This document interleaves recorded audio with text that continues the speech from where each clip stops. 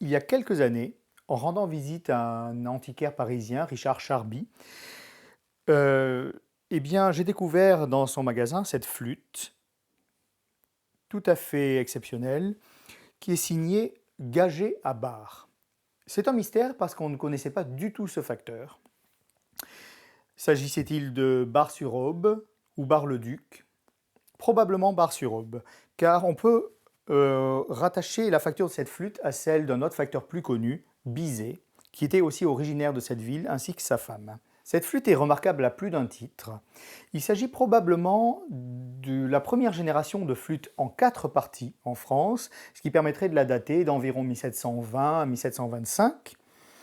Elle est remarquable aussi parce qu'elle n'est pas faite en buis ou en ébène comme la plupart des instruments de prix de l'époque, mais en prunier avec des bagues en corne, ce qui en quelque sorte voulait dire que c'était un instrument de basse catégorie de prix. Néanmoins, ses qualités de jeu sont tout à fait extraordinaires. Il s'agit donc d'un instrument original de cette époque-là, et l'embouchure n'ayant pas été altérée, on a donc vraiment un exemple du son tel qu'il était à cette époque.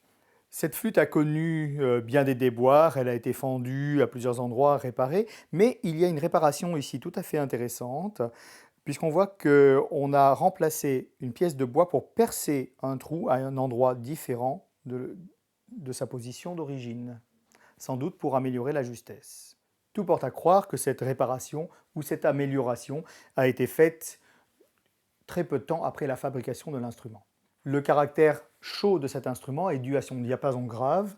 Elle joue au La 398 Hz, ce qui correspond à un niveau de diapason très fréquent en France dans les années 1720.